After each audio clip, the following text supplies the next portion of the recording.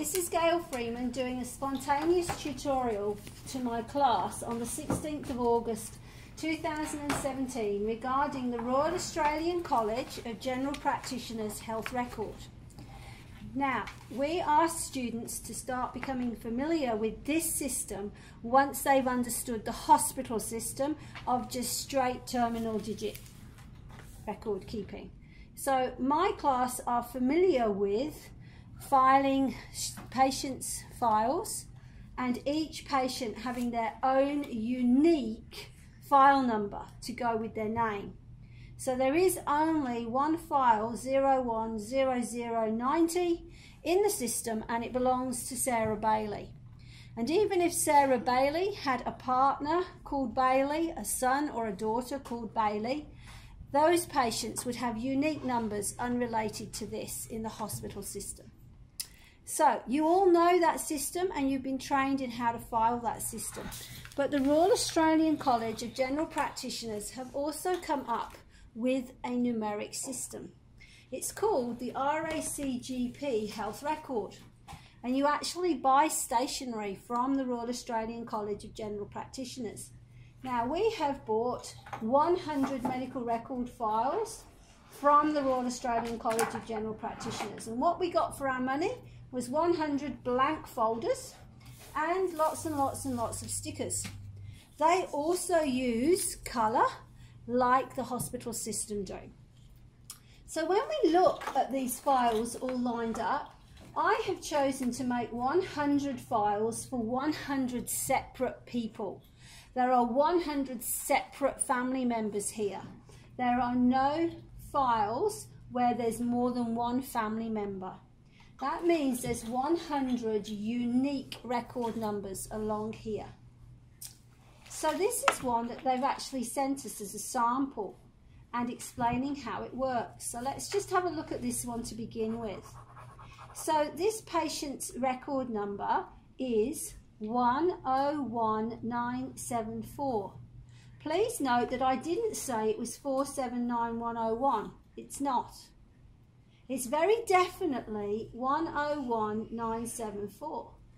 We know this because when we go inside the file and we look at that summary notes and how the medical record is written in its horizontal form, it is written as 101974. If it is quoted down the phone or face to face, it is 101974.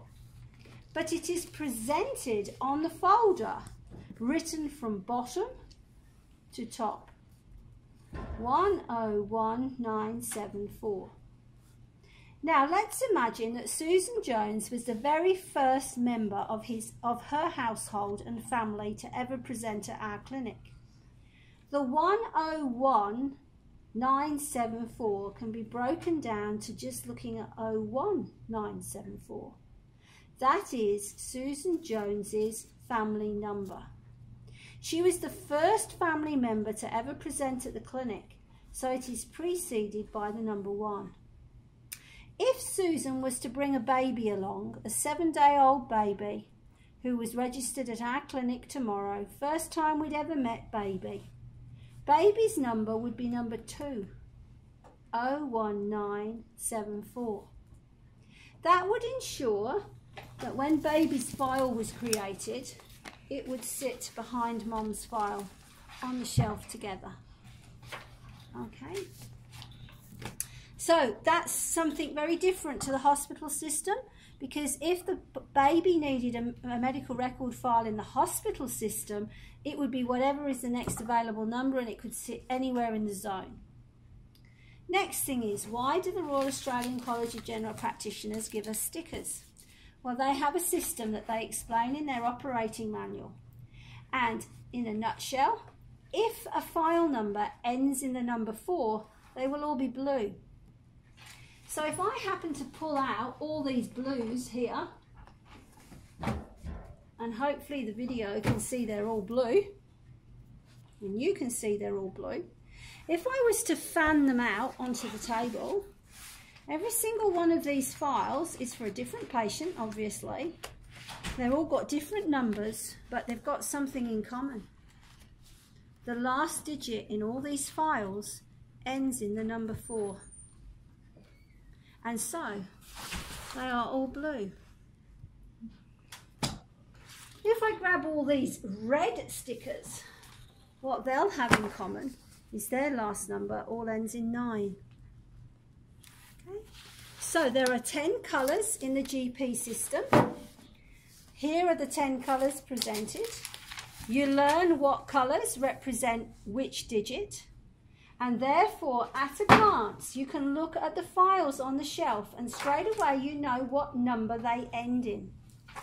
They give us a picture of a large shelf in action, and you start to see that all the pinks are together.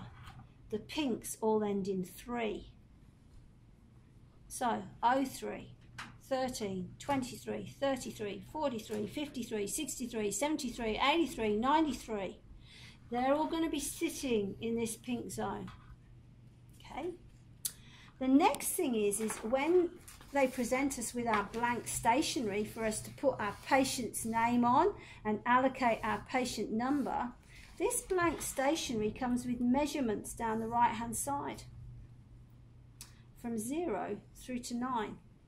And the operating manual tells us that if the number ends in a 4, we need a blue sticker.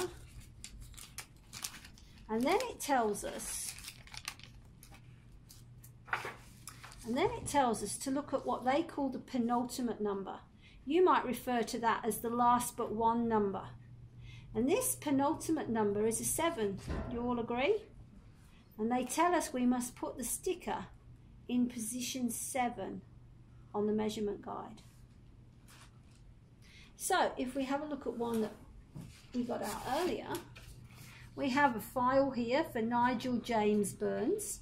His medical record number is 102124.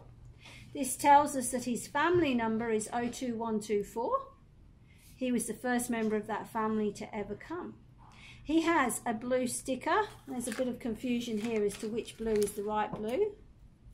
I'd have to look into that. Shame I didn't choose a pink or a red that's so obvious for this demonstration. But it was a blue sticker because it ends in 4. But his penultimate number is a 2. So the blue sticker has been placed over position 2. So again, when we look at the example they've given us where there's lots of files, as the colours step down, the number is going to be greater. So there's going to be, if orange is a 1, down here near her nose, that's likely to be a 81, ending in 81. Whereas up here, it's likely to be ending in 21. Okay?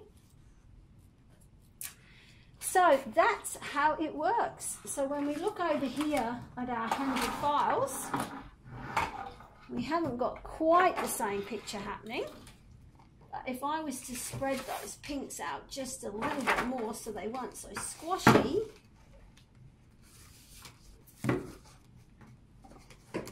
hopefully you can see there's a pink here and that ends in 03, and so the sticker's near the top.